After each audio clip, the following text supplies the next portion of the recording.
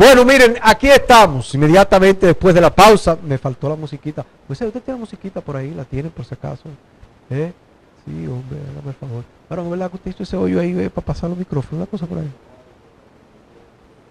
Es para él, y él me escucha por ahí, me escucha perfectamente. Bueno, miren, ahora le quiero dar la bienvenida a un amigo, un hermano con quien vamos a estar conversando a propósito de que, pues, los días pasados, o en días pasados, estuvimos en el cine, fuimos al cine, ¿verdad?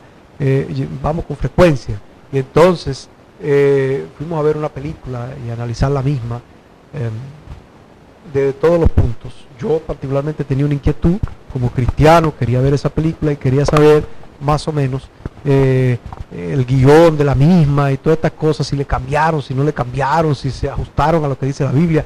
Él, por supuesto, de su punto de vista crítico, pues miren, fue una cosa muy chula, de verdad. Yo no voy a hablar mucho, pero sí quiero aprovechar la oportunidad para recibir a Marco Sánchez, que está con nosotros aquí, y esta noche analizamos, o más bien este día, esta hora, analizamos la película Éxodo. Bienvenido, Marcos. Buenas noches y gracias, Edgar, por la invitación a tu espacio, que ciertamente nos da la oportunidad de acceder a un público que es totalmente disímil del que nos ve previamente. Así es, Marco, hablábamos de la película Éxodo, ¿no? Los que pues hemos tenido la oportunidad de buscar, de hurgar y de estar metido en lo que es la palabra de Dios, nos encontramos con una película hace muchos años que se llamó Los 10 Mandamientos, ¿no?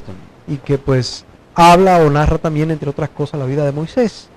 Y ustedes todos conocen ya qué pasó con Moisés. Moisés fue el elegido a los 80 y tantos años para pues liberar al pueblo de Israel, ¿no?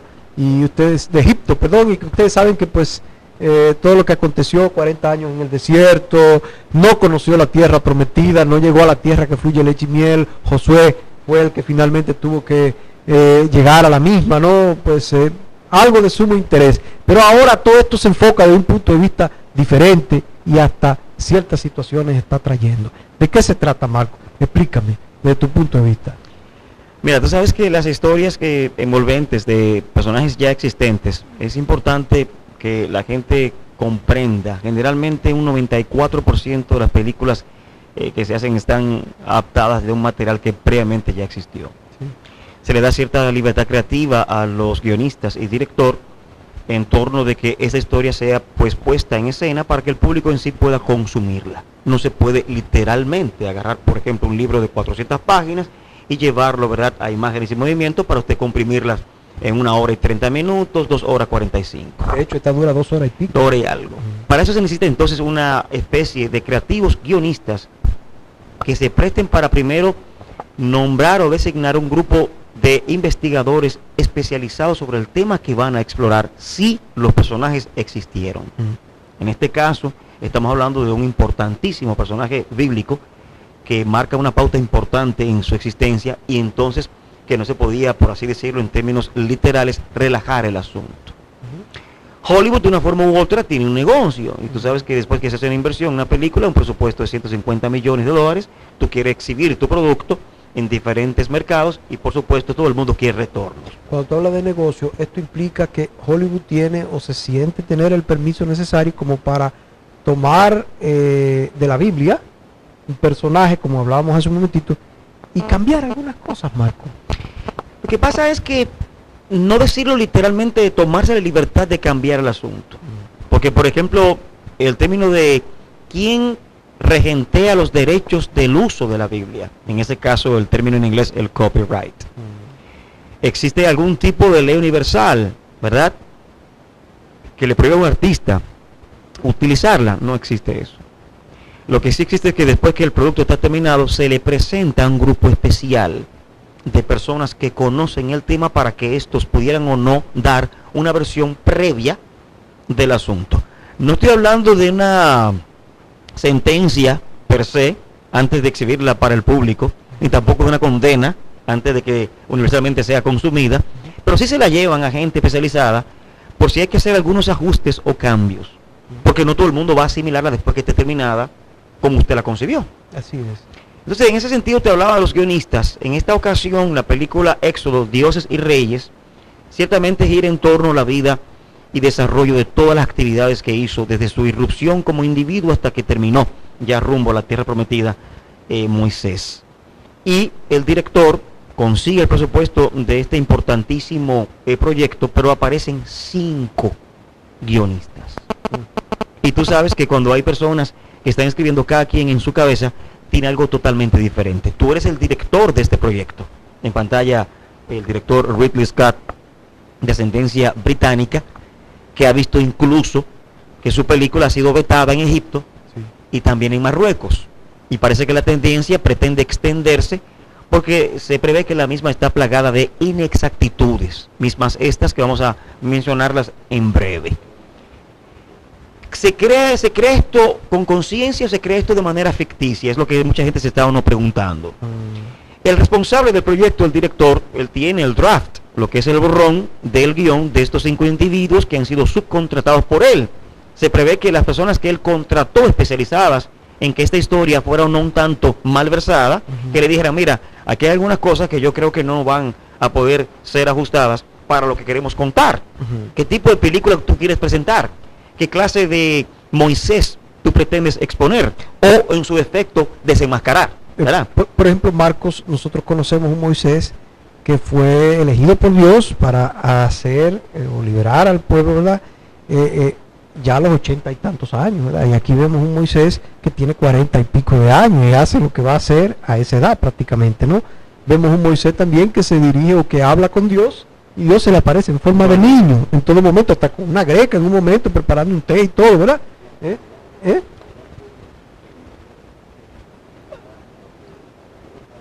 Hay cierta discrepancia. Por ejemplo, que nuestro director puede colocar en pantalla el rostro del actor con el maquillaje previo a la función especial que dieron cuando la película estaba terminada, que es el actor británico Christian Bale. Así lucía él los días del rodaje. Tú recordarás que era muy común en ese entonces ver que el hombre tenía el pelo parecido al de la mujer, incluso a ese mismo nivel, y no había ningún tipo de inconveniente sobre ese particular. Lo que sí vamos a acotar es que durante todo el desarrollo de la película, pues la imagen física de Moisés gira en torno a sus 40. Sí. Un hombre de 42, 43, ni siquiera llega a las puertas cercanas de los 50. Entonces, el asunto no fue así. De hecho, cuando se produce lo de la separación del mal, ya tenía la misma edad también. A eso me refiero, que a todo lo largo y metraje de la película dejaron intacto, ¿verdad?, el efecto físico del individuo. Y tal y como bien señaló Edgar, el llamado de Moisés, cuando el designio de Dios se hizo una realidad, él tenía ya 80 y algo de años. Sí. Usted diría, pero y entonces no, háblalo así, ponlo de esa manera, porque incluso los miembros de la Academia de Arte y Ciencias Cinematográficas en Hollywood, que se encargan de entregar el Oscar, hay un Oscar especial para el maquillaje, y un departamento para eso. Búsquese los mejores maquillistas, y yo quiero que tú me pongas a Christian Bale en pantalla que parezca 80 años. Exactamente. Que tendrá el vigor, la energía. Bueno, así estaba escrito, que se mueva entonces de esa manera. Entonces, eso no aconteció y cae entonces en la primera inexactitud. Ya el público comienza a quejarse sobre ese particular porque la historia no está comenzando a ser fiel. Exacto. La gente... Marco, lo del niño también. Claro, porque creó una especie de hecatombe, porque hay en la cultura popular, hay una creencia de que Buda se le presentaba a sus discípulos en forma de niño. Y también hay otra mucho más aguerrida en el caso de Mahoma. Entonces no se sabe si los guionistas querían fusionar este asunto de que Dios pudiera con su omnipresencia presentarse ante nosotros en la manera que Él así lo decida. Pero acuérdate que tú estás presentándole esto a personas que son teólogos y no teólogos, personas que son ateas, personas que no le importa una cosa por la otra, una historia de esa naturaleza, y otros que son fieles creyentes. Esto es parte, o sea, explica entre otras cosas el por qué se ha vetado la película en muchos lugares. Por ejemplo, los islámicos, los que practican en el árabe, los árabes, ellos dicen que Dios no se puede presentar en forma de niño, y que no tampoco audible. Ellos dicen y no permiten eso, ¿verdad? Y entonces ahí hay un problema también, una situación. ese problema cultural se está actualmente, mientras tú y yo estamos acá en esta entrevista, resolviendo por lo menos con los ministros de cultura de Marruecos y Egipto. Evitando. Que se llegó a un acuerdo con el director para que ellos la vieran, previo la viese el público masivo, y lo que ellos entendieran que había que editar, o lo que consideraran que para ellos culturalmente era ofensivo, que esa parte fuera editada. Marco, hay una parte que llama mucho la atención. Hay una parte que llama mucho la atención y que la gente espera siempre. Por ejemplo, es el proceso en el cual el mar se divide. Ya. ¿Verdad? Entonces, aquí el mar no se divide, sino que el mar se retira, como si fuese la corriente de un río, ¿no? Se va retirando y deja el espacio abierto para que el pueblo pase. Y todo esto lo hace con una espada, ni siquiera con una vara, ¿no? Entonces, explícame, todo esto como que confundió un poco a la gente también. De hecho, cuando tú y yo estábamos en el cine, alguien que estaba detrás de nosotros preguntó, dijo, ¿y dónde está la vara? Decía, pero esto lo cambiaron, sí. Esto no es igual. Mira, el director quería presentar al público a un Moisés que previo a convertirse en pastor fue un guerrero. Tenemos algunas imágenes, Marco, Sí, tenemos imágenes a consideración película, sí. Movimiento de nuestro director. Que el público entendiera de que él fue una persona aliada a lo que era la actividad bélica y que posteriormente pues decide entonces liberar a su pueblo y se convierte ya en otro individuo porque tenía esos conocimientos.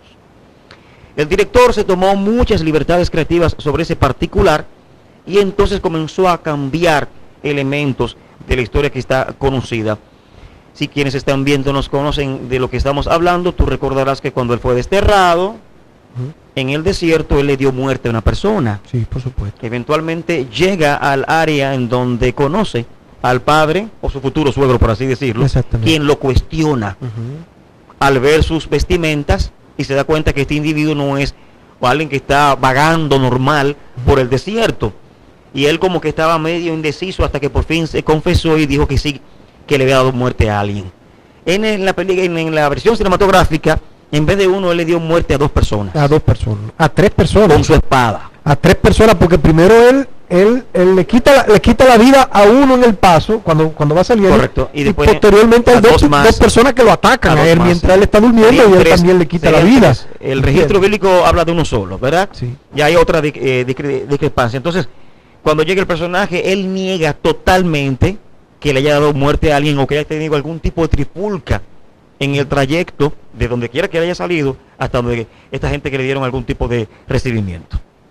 Lo que menciona Edgar en sí, que era la parte del clímax de la película, en donde mucha gente inexorablemente quedó un poco decepcionada, porque yo soy de los que entiende y de los de opinión que las comparaciones todas son odiosas, porque la anterior es mucho más grande en todo el sentido de la palabra que esta, la llamada Los 10 Mandamientos de Cecil Blount DeMille con Charlton Heston, y la gente quedó un poquito más conforme porque nos hablaban de un Moisés que bajo una orden de Dios le dijo que tocara el mar con su vara y este iba a dividirse en 2. En esta ocasión, cuando esta gente está intentando huirles a la ira de Ramsés, se encuentran con que el mar está enfrente de ellos y él dice, ¿para dónde vamos a coger? Porque no hay para dónde coger. Y él, frustrado pues de ira, lanza la espada y cae y se pierde en el mar. Entonces la marea comienza a bajar a un nivel en donde se encuentra y se ve él la espada de manera vertical, cuasi perfecta, que se haya enterrado, y entonces el director comienza a decirle en un lenguaje visual a la audiencia que el mar no se partió en 2, por así decirlo, sino que se retiró a recogerse. Sí. ¿Es esto científicamente probable? Sí. Ahí está, Incluso, por ejemplo, esa es la parte. Hubo un especial enorme en History Channel, pero no pudieron explicar el tiempo que, entre comillas, esa recogida se mantuvo para darle chance a que toda esta gente atravesara todo este enorme trecho. No estamos hablando, escúchame, no estamos hablando de 2 kilómetros, ni tampoco de 500 personas, ¿ok? Estamos hablando aquí de decenas de miles de personas y se le dio el chance de que todos pasaran, ¿verdad? Y justo cuando pasa el último, entonces se cierra el asunto. No, pero algo donde incluso los dos, algo que me llama la atención, el mar exactamente, los choca. Por ejemplo, cuando Ramsés viene en el carruaje, entonces Moisés, que ya está del otro lado, supuestamente, Entonces toma un caballo y se va al encuentro de Ramsés, al medio del mar. Sin una aparente razón. Sin una aparente razón, ¿no? Entonces ahí el mar se lo lleva a los dos. A los dos. Y ya bueno, ahí parece que murieron los dos. Y de repente entonces aparece Moisés de un lado, en un extremo y Ramsés del otro, saliendo del agua, ¿no? Sí, como algo... Otra discrepancia. Además de que también tú no puedes relajar, por menos que una persona en intelecto esté preparada con la capacidad e inteligencia de un individuo. Estamos hablando de un oleaje que se recogió que tenía un mínimo de 15 metros de altura. Cuando eso viene otra vez en retorno, no hay ningún objeto físico que pudiera contener, ¿verdad?, esta ira de agua, y menos un cuerpo físico nuestro.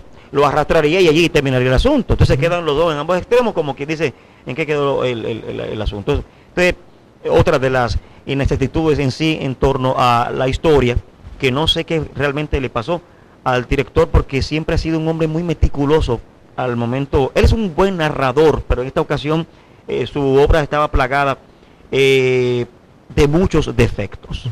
Ya que hiciste mención en sí de la división del mar, tú recordarás, como te mencioné, lo decepcionado que me sentí como espectador y también como crítico al ver el tratamiento casi forzado que él le dio, cual si fuese una especie de secuencia, un resumen a las 7 plagas. Exactamente. Cuando se entiende, se sabe que en medio de las mismas hubo negociaciones para ver si Ramsés bajaba un poco la guardia, y él veía, oye, mira lo que a quien yo estoy sirviéndole, lo que está haciendo y lo que puede aún hacer para que este tipo cambie, ¿verdad? E incluso teñir el mar rojo. Sí. El director lo plantea con que una oleada literal de caimanes y cocodrilos mina, por así decirlo, atacan, ¿verdad?, a los que están pescando, y la sangre de estos es que tinta el mar. Entonces así no se puede. Una cosa... Mueren los peces que están allí, y por lógica hay que entender que estos, si no tienen cómo subsistir o cohabitar, se van a pudrir, y allí es que llegan, ¿verdad?, la primera parte de en sí de las moscas. Pero entonces, acto seguido, tú ves esto en unos escasos fotogramas de 40 y tantos de segundos. Viene la caída del granizo, la langosta. Yo, ¿por qué? Entonces esto no puede ser así. Como si estuviésemos contando esto para salir. Los niños que fallecieron. Correcto, los niños que fallecieron. Entonces, yo no creo que haya sido por falta de ajuste de presupuesto, ni mucho menos, porque era un metraje de 2 horas y algo más. Pero se vio un tanto forzada y fofa en otras ocasiones, en donde los actores comienzan a interactuar y la inclusión de personajes que son totalmente inexistentes, ¿verdad? Aunque el espectador promedio conozca de que este niño originalmente fue colocado en un pesebre, pero por lo menos tú no puedes presumir o asumir que yo voy a ver la película sabiendo ese dato, siendo yo, por ejemplo, un iniciado en ese relato. Exacto. Dime el asunto de cero, porque no, y también Marcos, el final que tuvo, que es el éxodo, ¿verdad?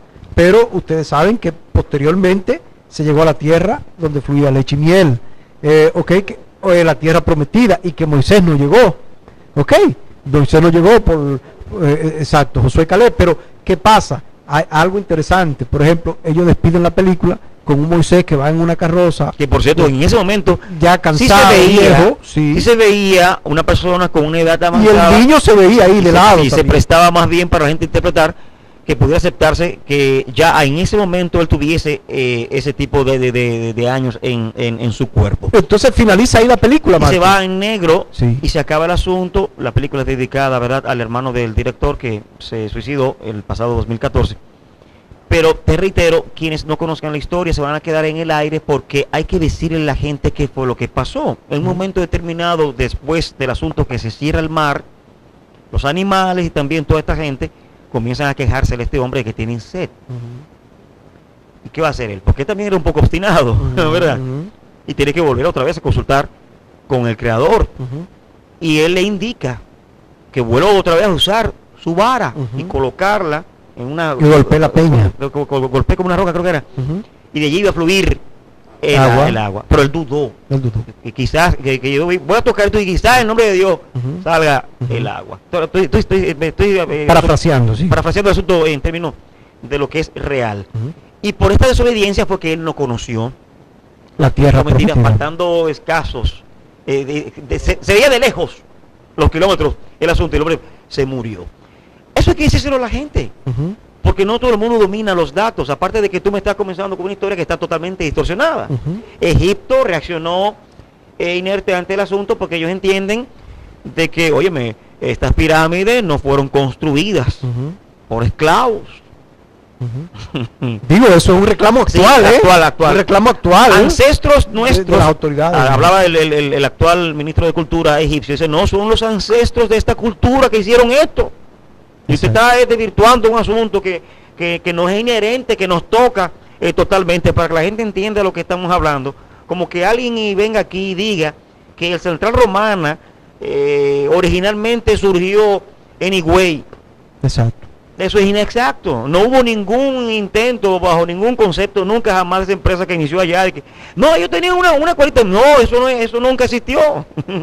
O alguien me hablaba que hay por ahí un proyecto entre cine y documental, no sé si se estaría haciendo indiscreto, sobre la romana que se va a llamar Flor del Este. Y nos consultaban sobre la opinión nuestra de Valladolid. Vamos a hablar claro. La interacción social, política y cultural de Valladolid está arraigada a romana, pero políticamente Valladolid no pertenece a la romana. Exactamente. Después que el asunto de la represa para allá es jurisdicción higüeyana. ¿Me entiendes? Hay gente que no conoce ese tipo de cosas y entonces tú no puedes relajar con eso cuando ya los datos están ahí. Marco, casi finalizando, ¿verdad? Porque nos faltaría tiempo para seguir analizando. Pero, ¿qué persigue el director con esto? ¿Una segunda parte? No sé. No. Ninguna película épica de corte bíblico nunca ha tenido continuación. Bueno, pero pudieran ahora mencionar, bueno, llegaron a la tierra prometida y esto fue lo que pasó. No. Para eso el que esté inconforme va a tener que ir al pasado y ver la anterior, los 10 mandamientos. O en su defecto, leer la historia original en el libro de libros. Después que una película es vetada así de esta forma, ¿verdad? En tantos países y tanta gente la critica y tantas cosas, ¿esto qué pasa? O sea, beneficia a la película o ciertamente la gente quiere verla, ¿no? Pero es cuestionado el director. No, esto se convierte en una especie de un efecto boomerang en términos de mercadeo, por algo que tenemos tú y yo, tenemos todo el mundo, que a veces nos resulta un poco delicado controlar, que es el morbo. Nos gusta lo prohibido. ¿Por qué este individuo a mí me está prohibiendo yo ver este asunto? ¿Qué es lo que ellos no quieren que yo vea? Y ese que está indeciso vaya y arma un mar de personas. Por ejemplo, yo te dije que la película, su presupuesto original son de $140 millones. Ya lo recuperó en Estados Unidos. Lo que se haga fuera de Estados Unidos se le va a sumar al bolsillo de los inversionistas y es todo el dinero del mundo. Deben dar actualmente por los 260. O sea, es ganancia neta. Y las provisiones hasta el momento nada más se han dado en Occidente. El caso, ¿verdad?, de los egipcios o Egipto y Marruecos, y que hoy, en el día de hoy, estaban renegociando una edición para que el público pueda verla. Yo no creo que van a agarrar y crucificar en sí al director. Sí habrán algunos grupos fundamentalistas que le harán algún tipo de frente, o en donde su defecto la cinta, bajo ningún orden, podrá ser exhibida, porque incluso Ciudad del Vaticano dijo que yo no tenía inconveniente con que la película se exhibiera allá. Tú dirás, wow, pero bueno, no. Que una voz autorizada para decir, mire, como cuando Mel Gibson hizo La Pasión de Cristo, yo la vieron y dijeron, mira, así más o menos fue como pasó. Que era sumamente sangrienta. Entonces tú dirás, ¿y habrá algún tipo de conexiones con Ridley Scott y el Vaticano? Ninguna.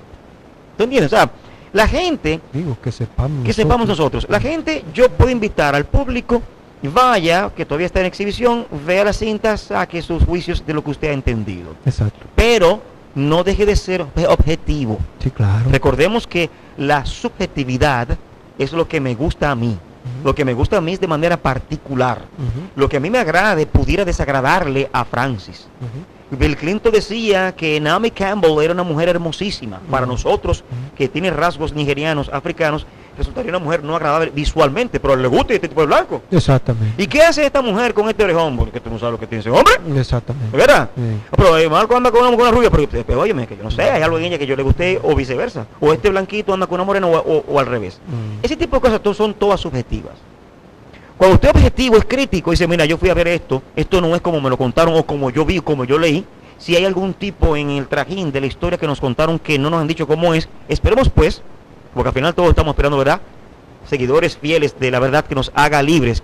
Pero esta cinta sí ciertamente está plagada de inexactitudes. Así eso es. Yo no puedo negarlo. Así es. Marcos, muchas gracias, ¿verdad? Marcos Sánchez, como siempre, por estar con nosotros aquí y ayudarnos a comprender un poquito más las cosas, ¿verdad? Lo cierto es que el pueblo de Dios, claro, el pueblo de Dios que ha tenido la oportunidad de ir a ver esta película, desde que empezó a verla, entendió, supo y estuvo totalmente de acuerdo en lo que decía Marco hace un momentico, que la mayoría de las cosas que están ahí, según lo que dice la Biblia, no fue así. No fue así. La puesta en escena y presentación de personajes importantes, como fue el caso del faraón. Hasta hay algún tipo de gadejo medio homosexual. Medio homosexual, el faraón. Sí, es verdad. Y te ponen un Ramsés que aunque era un protegido de su papá, pero Ramsés todos sabemos que fue un tipo que se edificó a nivel militar y sabía de estrategias militares. Pusieron dos. Ponen como un carajito que esté escondidita en medio de la batalla como que se lo va a comer. Así mira, no. Pusieron dos homosexuales, dos más o menos. Hay varias cosas que la gente va a ver, incluidos algunos personajes que no son, que fueron creados para esos fines, que pudieran aún, dos cosas, o aumentar la confusión de la gente, o en su defecto el absurdo en lo que esto finalmente se convirtió. Bueno, el que no conoce a Cristo, ni ha leído la Biblia, ni mucho menos, ni nada, y va a ver esa película, va a salir satisfecho y va a decir qué bien, ¿verdad? Todo lo que vio y creyendo lo que le dijeron. Pero el que conoce la Biblia, claro, el que conoce la Biblia, sale de ahí como salí yo esa noche, que Marco compró una botellita de agua y me decía así, me echaba agua y decía, pero ya no coja aquí. Ya, cálmate. Digo, espérate, es que no puedo, porque no me gustó, ¿entiendes? De verdad que no. Subo y bajo inmediatamente. Gracias Marco Sánchez por estar con nosotros. Adelante, señor director.